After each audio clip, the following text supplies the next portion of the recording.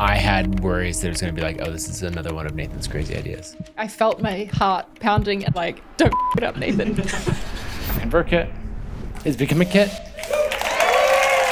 We haven't actually talked about this yet, and so we'll talk about it live. There was a moment where like you took a pause and I was like, is Nathan about to cry? A kit is a collection of tools needed for a specific purpose, and we want to provide the kit to help as many of you build a valuable business. A lot of you were saying like, ConvertKit's a great name. Why do you keep wanting to change it? They don't understand the bigger vision that we have for the company. People don't fully understand the difference between a name change and a rebrand. We do want to improve and make a change. And so that's why it's a rebrand. And it's not just about the logo or the colors. We're really excited about kit.com. Before anyone asks, I know you're thinking it, how much we paid. Do you want to say this live on the podcast? What's this chapter called? Dreams Realized. We're rebranding Creator Studios, the App Store, the conference. Like, that is my dream. I see the vision and I'm excited to be a part of it. And to bring it to life. We don't normally cry in Billion Dollar Creator, do we? Charli. Nathan. We did it. We did. So first, we are in Boise. We just finished Craft and Commerce. We just announced that we've renamed the company. Yep. We laid a vision for the future of it. We talked to hundreds of creators. We've got a bunch of insights and reactions that we want to share. We have a brand new studio that we've just taken hundreds of creators through. We have their reactions, and then just anything that comes from running an event from Craft and Commerce. Yeah. It's been a busy few days. Not even a few days. A few months. Yeah, a few months. So we've been working super closely on all of this for a long time now. I came to you and was like, hey, we have this opportunity with this domain. Are we joking around or are we going to do this? Yeah. you know? Yeah. Well, it was, I don't know, when you shared this opportunity with the team, with us to like make the decision, what did you think our reaction was going to be? Because I think what actually happened was very quickly, we're all like, yes. I think that it was going to be somewhere between what actually happened, like the yes, absolutely. And I had worries that it was going to be like, oh, this is another one of Nathan's crazy ideas. I have a lot of crazy ideas. And we're sitting in one. We're sitting in one. And I was surprised to get enthusiastic yeses across the board. Interesting. Yeah. I thought it was going to be like, oh, I'd love to do that, but like, let's be practical. Well, I think that it came at a time where like we as a company, like we were feeling that we're entering a new era, right? Like with our team, the team structure and, you know, the projects that we're taking on, it's like, maybe if you had presented it to us 6 months earlier, if the opportunity had come then, maybe it wouldn't have been as well received. I think that's probably true. Yeah. Because we'd executed on so many things. We'd made a lot of changes on the team and really leveled up. And so, yeah, I think we felt like, oh, this group can tackle something as big as rebranding an 11-year-old company. Yeah. And actually at that point, we didn't even know for sure we could get the .com. Right. So we started working super closely together. You know, you were doing research, talking to creators. Yep. And then we decided to do a joint presentation to the team of like, all right, we're going to announce it. We're going to announce this. Yeah. So that was in Cancun, our team retreat in February. And so I normally give that presentation, you know, the mission and vision strategy presentation. And it was interesting. Like you got a few reactions where people were like, why is the creative director up there with Nathan talking about this? Which we've worked together for 7.5 years. And so like people weren't like totally surprised. It wasn't 100% out of place or anything. This is a little odd, but all right. Yeah, we'll roll with it. And we took them through where we've been, where we're going, all of that, and then dropped the name change announcement at the end. What was your, like, what did you observe from the team in those reactions? Oh, my favorite thing was looking out at our team and seeing people like literally with their mouths open. Yeah. And Colin, who leads our SEO efforts, was like, it's like, this is so cool. He's been pushing us to get like bolder as a brand for a long time. And he was like, I see the opportunity here. And I'm glad that was his reaction because like SEO is going to be a challenge with making this name change. Hard. And so it's really important that he is excited about it. He had this interesting arc. Like I could see it on his face because, you know, and the team, he was sitting front and center. Yeah. And so you could see, because first we in the presentation, I don't know if this is because we're like, you know, good marketers or we're just mean to our team or what, but we like took them through a bit of an emotional arc of like, maybe we're going to change our name. And then they were like, said we weren't going to do that. But ConvertKit has served us so well for this period of time, and like back and forth. And so we like toyed with them a little bit, which is just, building good like but storytelling also attention. That was our thought process, like we were bringing them along the journey of like what we've thought about and why we decided to actually do this. Yeah. And so in that I could watch, like, as we got close to it, like Colin's face of like, oh shit, I think they're going to announce, like Corey had some great reactions too. Yeah. I think they're going to announce like that they're changing the name. And he's like, oh, okay, they're not. And then when we said Kit, he was like, because he's thinking about a domain migration and all this and how hard it is. And I saw him like immediately go to his laptop and start working. And what he was doing is looking on at Ahrefs and all the other SEO tools to understand the domain authority of kit.com. Yep. So first it was like the name changed to Kit. And he's like, oh, that's great. But you can see like, oh, but you can't get Kit. And so I think people were expecting an announcement to like, Kit HQ or try Kit. Something like that. And then he's like, okay, oh, kit.com, that's amazing. And then he's like checking the domain authority. And then he was saying like, it's actually a really like well-respected domain, has tons of backlinks and all of that, and a really good reputation. So he's like, hey, if you're going to pick a random domain on the internet, this is as good as it gets. Like, not just from a branding position, it's 3 letters and all of that, but also like it has an amazing history and reputation. Yeah, that's great. Yeah, because that's what we've been hearing this week after we've announced it. Is people are like, oh my God, the SEO. But I'm getting ahead of ourselves. Yeah. So the team, were there any other team reactions that? Ooh, I think a really interesting one as we were like building up to it. Some of our team were like, oh, I thought you were going to show us a new logo. Yeah. Because we had already planned in our strategy for 2024 to do a brand evolution. Yep. We knew it was time that we needed to make some like cohesive, concerted efforts at updating our brand. And we thought to start with, oh, maybe we can do this just with some visual updates, a little better systems behind it. We've kind of been like making things up as we go for a while. And so I think people thought we were going to reveal like a new color palette, new logo. Yeah. And that's when I had a moment of like, oh, I can do a much better job of letting people know the effort that goes into this. Because the strategy for the year had been like shared with the team in January. And this retreat was happening in February. And so if they thought we'd already gone through the process of making a new logo, making a new color palette, I was like, oh dear, people don't understand what I do here. But the reactions were overall really, really positive from the team. Yep. A lot of people very excited. And then a lot of thought of like, okay, what does this mean? And then I think especially how do we make this really impactful for customers? Because we don't want to like be going off chasing things that are exciting for us and don't actually help, further our mission of helping creators earn a living. Yeah. And that's something that I feel like, you and I understood very early on, like the long-term vision and how this fits into it. Like we've been wanting to build a huge iconic brand that has a massive impact on the creator economy, the creators in it. And I think our team were like struggling to get their heads around at first, like what this means for the product and like what we're going to do there. What's the vision for that? And we really worked over the past few months to like get clear on that so that we can communicate it with the team so that we can start working on it all together. Yep. Exactly. So that was in February. We have done so much work between February and now, and we're recording this in June. Yep. And that was all. Yeah. Right. We were getting Which comes very unnaturally. Yeah. It's the opposite of how we operate. Yes. Work in public is a core value. We were having creators sign NDAs, which just felt like this is weird. Like. Yeah. But we wanted, feedback and input all the way along. And so we knew we had to do that. And like the creators have been fantastic. And it's awesome how many of them were like willing to jump on calls and give us feedback with very little context before they signed that NDA. Yeah. It's been really useful. I'm realizing one thing, going back to that retreat, there was an idea, I felt like I was in the inner circle. We're working on all this together and we're pitching the idea and sharing it all with the team and all of that. But then there was an idea that went the other way, where you and your team and others were like, actually, we have a way that we want to do this rebrand. Yes. And we're, it's like... I can share some context on that came up. And I have a photo, actually, of a sticky note on a wall.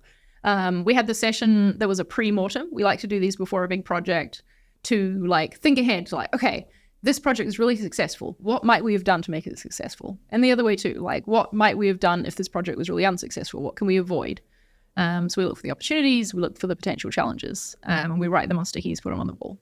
When we're thinking about opportunities, someone had written a sticky that says, work in public, bring creators along the journey. And we talked about it a little bit, but we sort of like, you know, in that room thought, oh, that's, you know, yeah, there's working in public, but then there's like, what are you doing?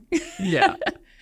And so we got on a call and you, I think you said you wanted to chat through some rebrand stuff. And then I get on and Dave, our chief revenue officer, is on the call too. Yeah. You know, and you're like, this is more official than I thought it was going to be. Yeah, exactly. It's like, what's up? And really it's that you wanted to pitch this idea of rebranding in public. Yeah. I'm trying to even remember what was your experience pitching that and what was your read on my reactions? Yeah. I think that you were very positive about it quite quickly. But what I liked, because in that conversation, I was saying like, we have this idea, this is how we could go about it, but we know we're going to have to like get the team's buy-in, because rebranding in public in a way does make more work for us, because documenting your process, making content about that. And it's also like a little more risk, I guess, putting things out before they're finished. Like, is that a risk we want to take on? And you said to me, maybe it was in a conversation a little bit later on down the line, we were talking about it again, and you were like, you know, you are making this decision, right? And I was like, oh, okay. Now I'm going to take it even more seriously. But I feel like you had a pretty good reaction straight away. I think of company values as a lens for making decisions. Yes. If you can't use your values to make decisions, then there's no point to them. And so this was a pretty clear place of like, work in public is a core value of ours and it has been for like 10 years. So is teaching everything we know. Yeah. It makes it a pretty clear decision. I then thought about, okay, there's a bunch of risk to it, right? You are basically what you're saying is we're rebranding, but we haven't yet. Yep. And there's no big logo unveil, like, you know, all of those things. But then another thing that you pointed out, which I think is good, because in past episodes, you know, as I've talked to other creators who are building teams, or talking to Barrett, you know, in the episode we did a couple weeks ago, we talked a lot about how to lead teams and how to assign decision making. And so that's a really good example of me actually doing that, like not just giving advice, but just saying, you know, like I am an input provider in this decision. Like Charli, as creative director, this is your decision. Talk to us a little bit more about the pressure of that decision. Definitely the pressure of the decision felt like, well, if we screw this up, this is my career on the line. But also then I thought about, you know what, even if we did the rebrand in private, it still like reflects on my career, because I'm like leading this project from the brand side of things, you know? And I know as a creator, as someone who benefits a lot from speaking to other people about work, getting input and all of that, the best way that I can do that effectively is to be able to do this openly and to be like able to bring people in, talk to them, get advice, get feedback along the way. And I was thinking of myself as a creator and like creator friends of mine, just how much they could benefit from hearing about what goes into a rebrand and like pulling little bits out that they can apply to their own businesses, and that we could share all that. Well, we started to think about the number of creators that we knew that had done rebrands. And then we're like, wait, there's actually a lot. Like this is not a big software company thing. This is something that every creator at a certain stage deals with. And so it's like, okay, teach everything you know. There's a lot that can be learned from this. And another element we brought in as well, like coming back to making sure this is valuable for creators. We didn't want this just to be like, look at us, we're doing a rebrand. We really wanted the point of rebranding in public, yes, so that we can speak about it openly and get research and feedback, but also so creators could learn from it. And what we try and do with our brand is make creators the heroes. And so we asked ourselves, okay, how can we make creators the heroes of our rebrand? And we thought that, okay, let's speak to them about their rebrand processes. We can learn from the creators who have gone through this. We can record that. We can include it in the like content we put out, and it can be passed on to other creators too. And there's been a bunch of different creators be excited to get involved with that and share their stories. And I think, they've really appreciated being interviewed about that side of their business. We made the decision to rebrand in public. We've been working on it in what I call stealth mode. Stealth mode. Yeah. Rebrand in public in stealth mode. We came out of stealth mode 2 days ago. Yes. We'll get to that. Before we go there, one thing is we decided to not do this entirely on our own. We decided to bring in outside help. Yes. And so talk a little bit about the process of reviewing agencies and then ultimately hiring Kodo. Yeah. This is the part of the process that when we first started talking about renaming the company that I was most nervous about was like capacity, because we're a small team. There's so much work on our plates. And that was the only thing that was holding me back from being like 100% in, was like, I don't know if we are going to commit to like actually doing this in the way it needs to be done to be a brand that lives up to what we need it to be, last for the next 10 years. The last time we rebranded, we worked with a design agency, and that was great to like be able to outsource that part of the process. But I knew that this time we would need something more than that. Yeah. I'd spoken to peers in the industry and they were naming like, you know, 6-figure budgets that they'd spent on rebrands. And I was like, I don't know if Nathan's going to let that happen. Like, Right. I don't know if we can make the budget for that sort of thing to work on our brand with an external partner. And so I'm really, really happy that we ended up prioritizing that in our budget for the year, because already it's making our rebrand better. I mean, my natural tendency is like the scrappiest version. Yes. We'll do it with the resources that we have. Yep. Like, let's rely on our core team. Like, we hired amazing people. Yep. And all of that. And you're pretty insistent that this is of such a big scale. And because it's not just a name change, it's like we were already going to rework positioning and aesthetic and so many other things. And so it's like, no, this is the moment. Like, conveniently, it's all coming together at the same time. Yeah. And so let's make sure to get it right. Yeah. And so in hiring Kodo, I would just get off these calls and feel like, wow, we hired a team that has a real process. They did an incredible amount of research. Like, they talked to so many customers, creators, and just people in the industry, you know, and so they had so much context. So I felt like we understood our existing brand so much better thanks to all of their work. Yes. And, you know, we're right in the middle of the process. Yep. But I thought that, you know, hiring them as an agency and spending the hundreds of thousands of dollars that took to bring in like the true professionals on this was absolutely worth it. Yeah. It's great we're already saying that when we're not even at the end of the process yet. So fingers crossed it keeps going well. It might crash and burn, but I don't think it will. I don't think it's going to. I actually want to talk about you, because you mentioned there something about rebranding and like also thinking about positioning. That's something I feel like people don't fully understand, is the difference between a name change and a rebrand. Is that a name change is more like, okay, we're changing the name of our company, but we still want you to think all the same things about it. Right. And so you have to make that shift and just start calling us this new name. With a brand is the perception that creators have of us. And we do want to make tweaks to that perception that they have of us. We want to make improvements, make sure that it's in line with our product vision, where that's going. We need to communicate some new things. And like, we as a team need to have a mindset shift, and we need creators to have a mindset shift as well.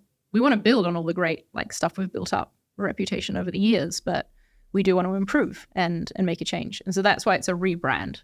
It's like, and it's not just about the logo or the colors. It's like, we're rethinking a lot in our company and making sure it's what we want to have for the next 10 years. Because a lot of you were saying like, ConvertKit's a great name. It served you so well. Like it describes the product. Like why do you keep wanting to change it?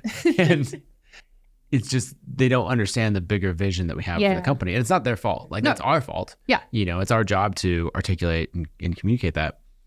But one thing that we were able to tee up and launch at the same time that we've wanted to do for many years is an entire app store and ecosystem for Kit. Yep. You know, and so Kit is a name that, you know, just embodies that of like, okay, here's what I'm trying to do. I have my core kit and I can add things to it and tailor make it. Yep. And so, you know, at Craft and Commerce this year, that was the big announcement. People talked about it as though, you know, I said like, we have the biggest announcement in ConvertKit's history coming at Craft and Commerce, and I teased it. And I think they thought it was the rebrand. I actually mean the App Store and like all of it collectively. Yeah. Right. But I think that this is the, you know, the ability for any creator, whether they're a designer making email templates and landing page templates coming soon, or a developer building apps and extending the product. Like anyone can use Kit and say, oh, I wish it did this thing. Oh, I'm going to make it do this thing. Yeah. And actually, why don't I release it either for free or paid for other creators to do the thing also, to use that. And so I think of this, getting back to the name and the brand side, why I love Kit so much is it both has this connotation of assembling your tools, you know, or to achieve a specific outcome. But I like it even in the sports sense of like, this is my kit, you know, and it's like branded and personalized to you. And it's a name that I'm just in love with. Yeah, same. And I'm really excited to get to work with it and what it means. Like, yeah, for the rest of the work that I'll be doing, for the next several years. Yes, exactly. It's going to look very different. It's going to be fun. Yeah. Now, so we decided, even working with an outside agency, that we're in rebranding in public. We decided we're announcing the rebranding in public. We're announcing the name is changing, new product direction, all of this, and we don't have a new logo yet. Mm-hmm. Mm-hmm. So I guess let's get into like how we crafted the announcement. And sure. Yeah. How that came together. Yep. Over many, many hours working together in pitch. Yeah. We just started talking about, what messaging we wanted to use. Mm-hmm. Actually, one of the biggest pain points is that in working with Kodo, we had lots of, I don't know how to phrase it, words and ideas to communicate, I don't know, sentiment. Where we're going with the brand strategy. Yeah, but none of it is final. Yes. And they kept stressing, like, don't turn this into a slogan yet. Yes. This is not your tagline. Yep. And there were phrases like, we serve creators who mean business. Mm-hmm. And we latch onto that and we're like, well, we really like it. And who knows, that might end up carrying through. Yeah. But it was challenging in the presentation that we wrote to convey all of that without saying, making it sound like it's a tagline. Yeah, like it's the company tagline. Yeah. So instead of like saying Kit, the operating system for the creator economy, it's not a tagline. We don't know that that's the words we want to use yet and what we want to encourage creators to say about us. So instead you were like, with Kit, we're building the operating system for the creator economy. We made it more like a part of just how you were talking about it. And it's been really interesting to see which parts of that creators have picked up on and when I've been having conversations with them, like what they've been reflecting back. And the operating system is honestly one that has come up a lot for me. Yeah. Is it something, are people responding well to that? Yeah, like they are using it to talk about our name change. That's the ultimate test. Yes. Right. And that's what we wanted to do. That's the great thing about rebranding in public also, is that we can test this stuff and it's going to make our eventual switch to Kit much stronger because we'll have more confidence in, that we're talking about it in the right way. Exactly. Yeah, that makes sense. So we put together the presentation, rehearsed it a bunch, changed it a bunch. We were actually here in the studios, which we'll talk about a little bit later. And we just recorded the two of us working on. There's so many stills of us being like, how do we do this? Like the face palms, the temple massage. There's one where I'm doing this. And I'm doing this. You're doing, but we just wanted to capture as much of the behind the scenes as possible. And it's really hard to bring people along on your vision when you don't have something to show them yet. We had the App Store and we had a few examples of the apps being integrated that people can start to get their heads around, but they're not seeing that yet applied to our full product philosophy and what we're going to do with that. They're not seeing a visual change to cue that something's different for them. And so it is, a little hard to get them to understand the vision. And so that's why we're spending so much time on the messaging of it, of how do we get creators excited about this and help them understand that this is something that will benefit them in the future. One part of it that we talked about a decent amount before we did the presentation is how to use the domain name. Mm-hmm. We're really excited about kit.com, a 3-letter domain name. Before anyone asks, I know you're thinking it, we can't say how much we paid. And us, we would tell you if we could. we would 100% tell you if we could. Tim Grahl mentioned this in his workshop. Did I tell you this? Yeah, you did. But you haven't told the podcast. I haven't told the podcast. So you can repeat it. I'll pretend I haven't heard it. There you go. But Tim and I have been friends for a long, long time. We work on a bunch of stuff together and he's been a customer forever. And so I gave him the heads up on the announcement, the day before. We're at dinner together and I told him hey, this is what's coming. And, he had the first question, he had a bunch of questions, but when, he asked how much it cost. I'm like, that I cannot tell you. And so he was joking at his workshop after the announcement. He was like, look, Nathan tells me everything I knew about this announcement. And he wouldn't even tell me what it costs. And so there's no way he's telling any of you. Yeah. And it's in our NDA. And so unfortunately. We can't say it. We're super excited about the name, but we're not kit.com. That's not our name. That's not our name. Yep. The company is Kit. Yes. And that lives at kit.com. And so we really struggled with, if you put up a giant slide that says kit.com, And then everyone is like, oh, that's who you are. And there's some brands that really, Monday.com, right? They really stress. They're not Monday. They're Monday.com. They're Monday.com. Talk for a second, because I think people might be listening and be like, okay, but why not? Well, I think that we're more than a website, yes. right? First of all. Oh, yeah. Especially, like we said, we'll get into talking about the studios. Like, we want to build I think an iconic brand cannot be a URL as its name. Yeah. That's too limiting. And one of the things that we wanted to solve for with changing our name was we wanted a name that didn't sound so techie. Right. And including a .com in your name You're is inherently techie. Move away from it and then come right back. Yeah. And I just think it weakens the brand as well, right? Like, you're not taking advantage of owning this great 3-letter domain if you don't then call yourself Kit. Yeah. Like, I don't want a logo that says kit.com. Yeah. Like, I want a logo that says Kit. Yeah. Oh man, there's so many things that went into getting. We'll talk about social handles and domains and trademarks and all of this, but so we wanted to just be Kit, but we also want to say we wanted to do a bit of a flex. A bit of a flex. I thought like you nailed it in how to do it, because I was struggling with this in the presentation. Yeah, and you said just make it a passing comment. Yeah, and so what we ended up with is we're now called Kit, and we went through that. What that means, talking about, we already built up with the App Store, and so building the operating system, for the creator economy, and then talked about rebranding in public. And we just said, and you can follow the journey at kit.com, and then just move right along in the presentation. Yep.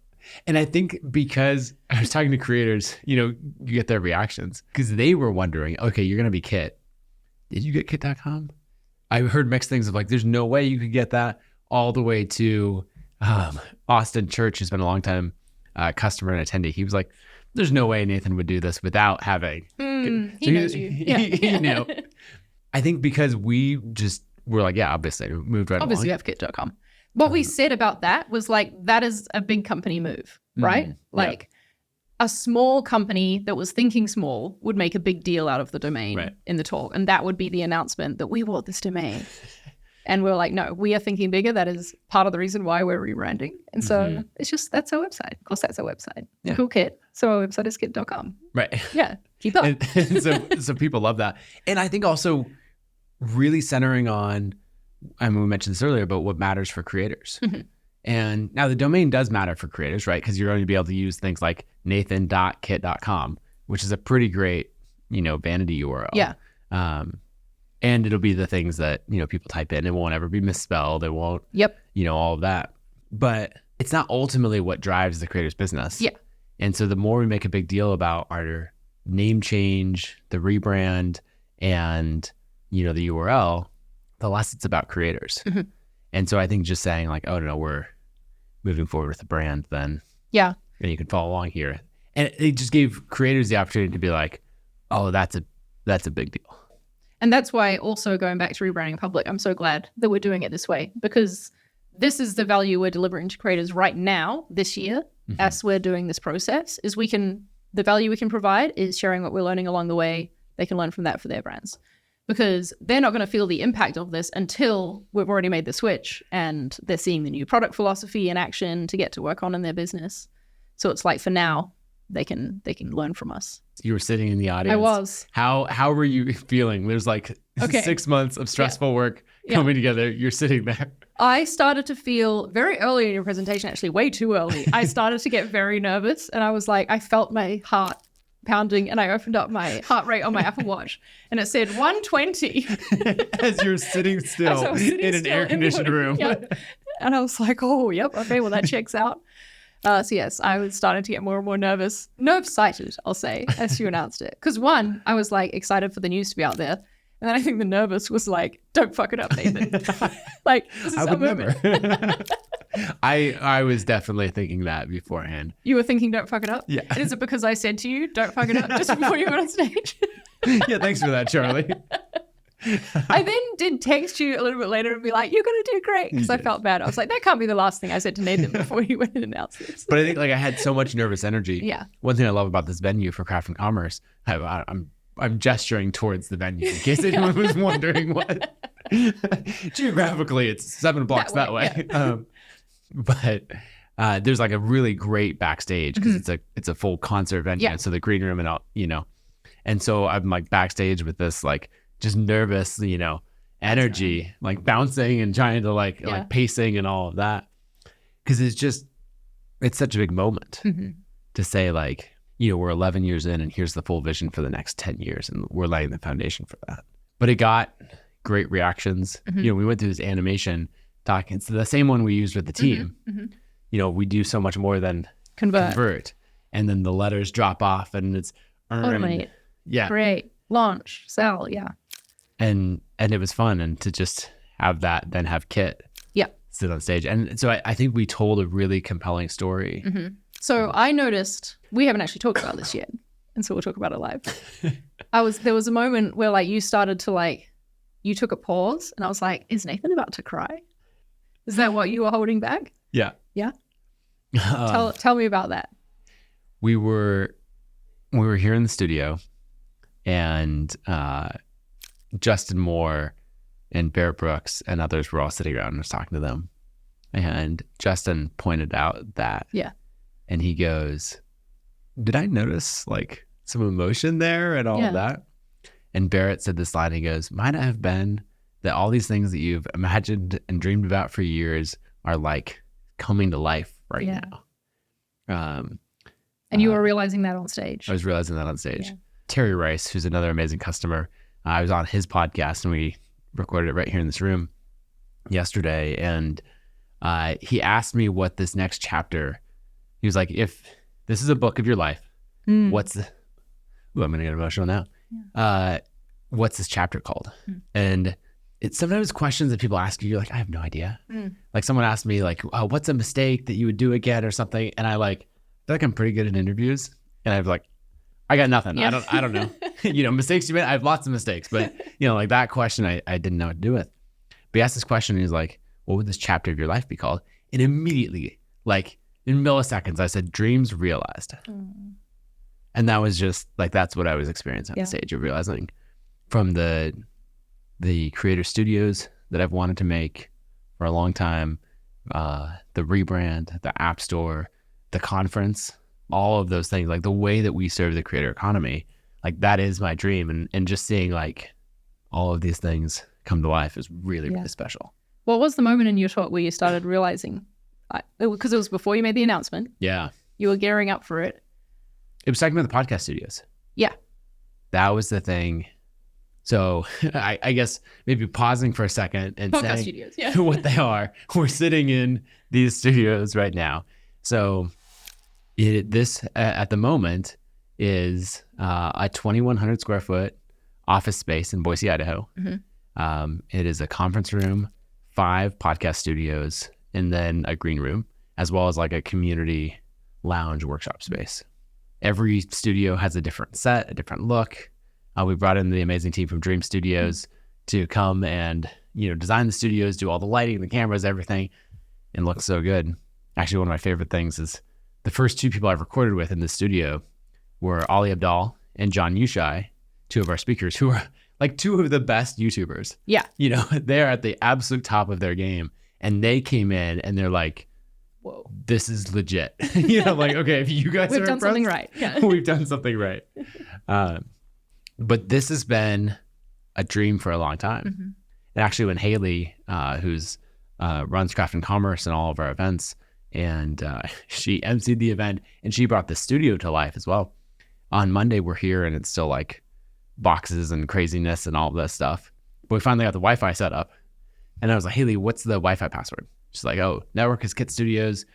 Do you want to say this live on the podcast? I guess everyone who comes to the studio. You can use the Wi-Fi anyway. Who knows? We might change it at some point. But she says the password is ConvertKit 2018. No, it's not. Yeah, not now. No. But I was like, Haley, what? By 2018? We're in 2024, right? Yeah, exactly. Yeah. You're off by 6 years. Yeah. And she goes, no, I remember the team retreat in San Diego, 2018, where you laid out this vision for podcast studios, and these creator spaces that we would make available to customers so that they can, come and create amazing content. We remove these roadblocks. And And so she's like, that's why. Like we're signaling back to that original date.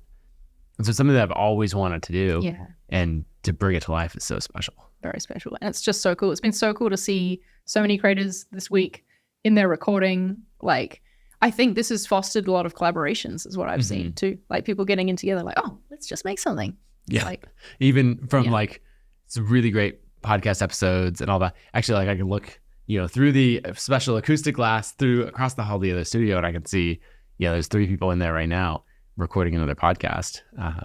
And they just sat down and said like, oh, we'd love to talk about this and launch into it. Or I guess we were at the point you were asking when I started to get, like when I started to feel it. Yeah.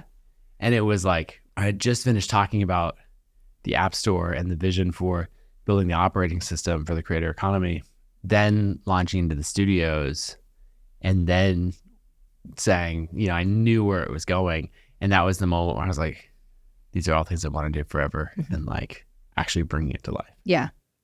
I started getting emotional after you had gone through the like names changing ending on Kit. I sort of had this like, it's out there. One, he didn't fuck it up. Yeah, one, he didn't fuck it up. He got the timing right on the clicker. Yeah, that was great. But also I'm just like, I'm so proud of this company and how far we've come. I'm going to get emotional now. I remember in my first interview with you in 2016, you were like, I want to change the name of the company, got big goals for the brand, where we want to take it. And that's part of why I'm still here 7.5 years later, right? Is that I see the vision and I'm excited to be a part of it. Yeah. And to bring it to life. Yeah. It's, yeah. We don't normally cry, but it's celebrated, do we? At Craft and Commerce, this event, we've run it 6 times now. And we have so many amazing creators here in person. It's the opportunity to see the impact that we have and like see the brand lived out in real life. Yeah. And so many people come up and they're like, how is everyone here so amazing? Yes. And it's like, well, the brand is built around serving this group of people. And so it attracts the right people. Yeah. Like a couple of years ago at Craft and Commerce, someone told me like, I just wish you had way more tactical talks. Like I'm here to learn concrete things. And half of the talks were like that. But the other half were like all about people's like life stories and transformation and like all the soft stuff. And if you cut that out, the event would be way better. And we're just like, this is not for you. This is not for you. And so, you think about the name of the conference of Craft and Commerce. Yeah. And it's the intersection between those two things of people who cared very deeply about the art they put out in the world, the skills they learn to do it, who they serve, and then also say, but to make this sustainable, but for me and my family and for the community I serve, like the commerce part is just as important. And so we live at the intersection of those. Yeah. And so the people that come out to the event just embody that. They're creators who mean business. They're creators who mean business. Exactly. And so it's really special to see that brand lived out in real life. Yeah. And I'm really glad because there was a time we didn't think we were going to announce this rebrand at Craft and Commerce. In fact, I remember saying to you, Nathan, we are not going to announce this rebrand at Craft and Commerce. Do not I don't want to hear about it. I think Dave and I even were on a call with you. Yep. And we were like, we're not bringing this up again. It's a flat no. Stop talking about it. Well, there was 3, there was an arc to that where I was just thinking about, can we get the name? You wanted to get the whole brand completed by June, I think, originally. That sounds like something I would say. Yeah, it does. Yeah. That's on brand. And that's why we were telling you couldn't announce it at Craft and Commerce because we were like, that's not going to happen. Yep. We want to build something that lasts for a long time. We cannot do that by June. I remember, so we talked about that. You and Dave were like, absolutely not. And I was like, all right, that makes sense. And I remember having a conversation with Elizabeth, who has been my executive assistant for a long time. And she was like, Nathan, this is a really good example of you maturing. Like old Nathan would have been like, no, we can pull it together. And it wouldn't have been very good. And it would have been botched in some way because you tried to rush it to hit like a big moment or all that.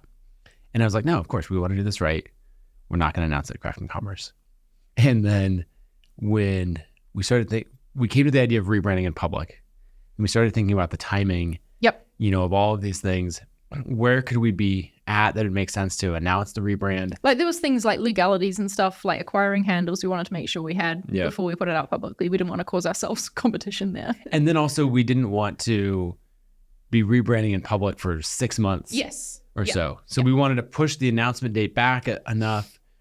We're like, okay, May or June. And then we don't want to rebrand in public for that long. And so we were talking about like, there's an election in the United States this fall, where it's going to probably be, I don't know, like a media disaster. Yeah. And so we don't want to be pushing into October for announcing a rebrand. And so that sort of started to anchor it around these things. And then you came back and said, actually, we're not unveiling a new brand, but I think we could announce the process and that we will be changing the name at Craft and Commerce. And I remember going like inside feeling like, oh, fuck yes. Externally going, you said it, not me. You did say that, yeah. To be clear, Charli's idea. Yep. I was 100% good with not doing it. And now I'm saying we should do it. Yeah. I'm so glad we did that. There was a part of me that was nervous about that because we have rebranded before and we announced it at Craft and Commerce. And as has happened as we expected, people have been like, oh, this is deja vu. But then I was like, you know what? I just have so much conviction around us doing the right thing this time. And I want to celebrate this moment and like use it as a chance to speak to creators about it. And where better to do that than Craft and Commerce? Yeah. And I think also just even as a team, we obviously can't have our entire team here, but we have 20, 25. We have a lot of team members that have come in for Craft and Commerce. And for us to be able to share that as a moment, I think is really, really special. Yeah. I was sitting next to Dave in the back row watching your keynote. Derek and David, the designer of my team, on one side, Dave on this side. And when you had announced it, I was like sitting like this. Dave just goes like little nudge, like, good? Yeah. Yeah, that's so sweet. That's pretty special. Yeah. Now, you and David hosted a workshop. We did. Where you're getting, we like get reactions from all around the audience. People are like, hey, great rebrand. I generally assume that people who hate it are going to not say anything. Not saying They've just gone on Twitter. Yeah. They've just gone on. Yeah, exactly. But what were some of those? You hosted the workshop where you're actively soliciting feedback, talking, messaging, positioning, all that. Yes, that was really interesting. So we'd positioned the workshop as like rebranding public, how ConvertKit is becoming Kit, what you can learn from it for your creative business. And at the start, we like asked folks, like, okay, who here is thinking about rebranding and like wanting to learn about the brand for their business? No hands. Who goes here because you want the behind the scenes? All hands. It's like, great. Great. We'll just set the stage perfect group. right away. Let's do it. That was really great. So we talked through like how we came to rebrand in public, basically a lot of the stuff we've just talked about here. The early phases of how we picked Koto to work with, the strategy. And then we, at the end, had some time for research to dig in on like, okay, what does a valuable business mean to you as a creator? And some of these things like this. And then we had question and answer time. And that was really fun to see like what parts of what we've announced so far that creators wanted to dig in on. Of course, someone asked about the domain. Yep. That was one of the first questions. But yeah, they had, it was a really good conversation in that workshop, like creators just genuinely being curious about the decisions we're making and appreciating how David and I were responding honestly to them about it. Yeah. That's awesome. What were a few of the reactions and specific comments from creators? Yeah, can I pull up my phone because I've been saving on here some like interesting things that folks have like talked about in person, but also online since this. So the first one is that folks have been like, oh, some brand consultant got paid a lot of money to convince Nathan to change the name to Kit. I was like, Nathan is very convincing. Needed no convincing. Nathan was the brand consultant doing the convincing for the rest of us. Does that mean that I can, like, is there a check coming my way? It's your company. You can take a check if you want. Yeah. Yeah, exactly. I think it's the reverse. I've spent some money on domains and social handles and more. And all that. Yeah, okay. So that was one thing. Just to clear up, no brand consultants involved, just us. Another one that I've thought was really interesting is people being concerned that the name is too generic. Yeah. They're like, but ConvertKit means something. It means I'm converting. And that's honestly was part of the reason we wanted to change it too, is we've had feedback from creators that I don't want to put built with ConvertKit on my forms. I don't want my audience to feel like I'm converting them. Right. That feels too impersonal, like I'm building a connection. I don't want to like deliver them value. Because I saw someone say, ConvertKit as a made up, or a combined term. They're like, if you're going to drop one half of it, you should have dropped Kit and stuck with Convert because that actually means something. Right. And, that Convert is if you named a company that, you would actually be like, we are convert.com. Yeah. That's like a monday.com or situation. One of those situations. you're not going to build, it's not a word that you build an iconic brand around. And so I think that was just such a good example of what people perceive our brand and our value proposition to be versus what it actually is. Which is why we're doing a rebrand, right? Yeah. We need to change people's perceptions of us and like show them all of the ways. And I mean, that's even in our opening line when we were revealed it at the conference is we do so much more than help people convert. Yeah. You know, and so we're changing it into Kit. Yeah. And so, yeah, that was interesting. What other reactions? Yeah. Well, on the generic thing, I was like, that is a very interesting thing for you to be concerned about. And I'm not at all concerned about it because I mean, I don't think any of those people are concerned that Apple is too generic as a name, right? And that is truly how big we are thinking, right? We want to be that iconic brand for the creator economy specifically. And we're also, you know, we realize that it'll take time. We got to earn that. We got to build that. Yep. But Kit actually gives us that opportunity. You mentioned Apple, and something that I realized actually just a couple days before the announcement is that Apple changed their name in the 2007 iPhone keynote. And I had no idea about that. Me neither, until you Yeah, it was Mike Pacquiao, who's our speaking coach. He and I were talking about potential ways to end the talk. And he referenced how Steve Jobs in that keynote used a quote, and the Wayne Gretzky quote, and he just said, you know, I always try to skate to where the puck is going, not where it's been. And Steve says, like, that's what we all have always tried to do at Apple. You know, he ends on this like forward-looking moment. And so after Mike had mentioned that, I was like, oh, I'll, you know, watch that ending. And I kind of skipped around a little bit, and then I came across this moment right at the end of near the end of the talk, where Steve says, you know, if you look at our product lineup, we have the iPod, Apple TV, and now the iPhone. And these are the 4 products that we offer. And if you look at this, there's really only one of them, the Mac, that you would think of as a computer. And so we're announcing that we're changing our name from Apple Computer Incorporated to Apple Incorporated. And, you know, it's like our name no longer represents everything that we do. We're shortening it, you know. Relatable. Yeah, it's like going to something, you know, generic, but, you know, relatable. But like they built the brand, they earned that. Yeah. I knew at some point that they had made that change. I just didn't realize that it was so recently as like. Yeah, I think it was much earlier. Yeah. Yeah, and so it was just interesting because it felt like, I guess it's a cliche as a brand to compare yourself to Apple, but it felt like a similar sort of thing of just like not making a huge deal of the name change, but just saying like, hey, our vision is bigger and we're dropping one part of our name so that our vision is, you know, much more clear and it fits. Yeah. A really good question I feel like someone asked was, why is this going to take you so long if you've hired an agency to help you with it? Oh. Like, oh, you're telling us in June and you're telling us you're not going to actually have it all ready until September? Yeah. And I'm like, oh, no, that is like a very short timeline. Yes. But that's another reason I'm excited we're rebranding in public. We can like educate people a bit on what this process takes if you're trying to, you know, build something that's going to last a long time. Right. And it just, you know, there's a lot of work to be done. We're going back to square one with our strategy, like thinking, what do we want to take with us from our current brand? What new things do we want to introduce? There's a whole lot of like creative development work that needs to be done. And then we need to do the work of applying the brand everywhere, right? Like we can't just like flip a switch and suddenly our product has all new colors and styling applied to it. And domains and we send billions of emails. We, you know, all of these things. Yes. There's and we so want to do it right.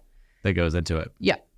You know, like thinking about where we're at in the process, we've just barely started the visual brand identity. Yes. Have you had anyone come to you and be like, give me a hint as to what the logo is going to look like? I haven't. Maybe they just, I mean, it makes sense they're talking to me about that. They're like, ooh, like, what can you tell me? And I'm like, I genuinely don't know. Right. Because we haven't had that first, like, share with Koto yet of some of their options that they're thinking Right.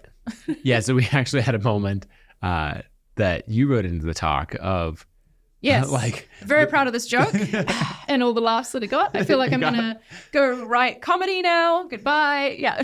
Yeah. And so that was like basically talking about the rebrand, and we're saying, all right, are you ready for the, you know, the big reveal? You want to see the new logo? And then I just flipped to a blank slide, and then it was like, there it's not there. Yep. We don't have a logo for you, you know. all of that. And then you went in to explain rebranding in public. It was just a fun moment because you like build some tension. People are like, oh, I do. Oh, okay. Like, all right, here we go. The big, Yep, and you're yep. like, no. That was actually something that through your going back to your talk and working on it together, as well as not wanting anything to look like a tagline, I didn't want anything to look like it might be a new logo Right. or a brand. Like I was very conscious of like what font are we writing Kit on screen in, you know? Well, because there was a slide that we had put in Yep. where it was like Kit, all caps, like big. bold, and it could have been a logo. Yeah, it could have felt like a logo. Yeah. And I was like, no, we need to have it, the headline, the same size as everything, all the other headings on the slides, same font. Just I select the title in the drop down and pitch. Exactly. You know? And that's what we've done. Yeah. Even though I have not even a love-hate relationship with our current brand font. I just straight up hate it now. And so I'm very excited to get a new one. But I'm like, I wanted to be intentional about, I want people to know when it's a new logo, and I don't want to cause any confusion in the meantime. Yeah. Have you thought about at all how you want to reveal the new logo once we have it? Ooh, no, not yet. Because it's also like, okay, we want to share the process along the way, but then we also want it to feel special when we show you what the final logo is. Right. So basically by rebranding in public, we've caused ourselves some problems. But yeah, that's been another question I've had, or people coming up to me like, oh, this must be really fun for you to like get to be involved with this rebrand. And I'm like, I'm leading it. Like the brand side of the rebrand, like definitely can't take credit for the product vision and that side of things, working closely with our product management team on that. But even our team came to me at the retreat. We're like, I really want you to like make sure you have your say on what agency we pick. And I'm like, who else do you think out there is like making the shortlist? Like, it's me. Oh yeah. Yeah. You've led it like all the way through.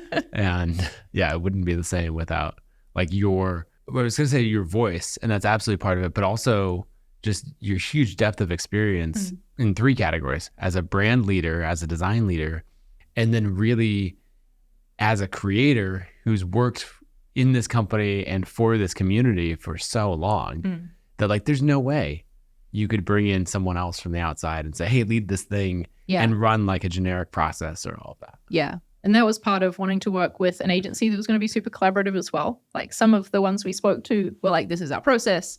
We will show you 2 options. You will pick one, and then we'll make small iterations from there. Yeah. And I was like, that's just not going to work for us. We have way too many opinions and way too much like depth of knowledge and care for our brand. And we're so intentional about every little thing, like every little word so far on the strategy we're like picking on and digging into. And we needed an agency who would roll with that. And Koto have absolutely done that. It's been super awesome to work with them. I had another entertaining conversation with a creator, and I saw this play out a bunch online as well, where they said, I don't know how to tell you this, but there's another company called Kit that serves creators. Like, how did you miss this? And they rank number 1 in Google for the term Kit. Yeah. And I just had to be like, oh yeah, that's kit.co, right? And they're like, yeah.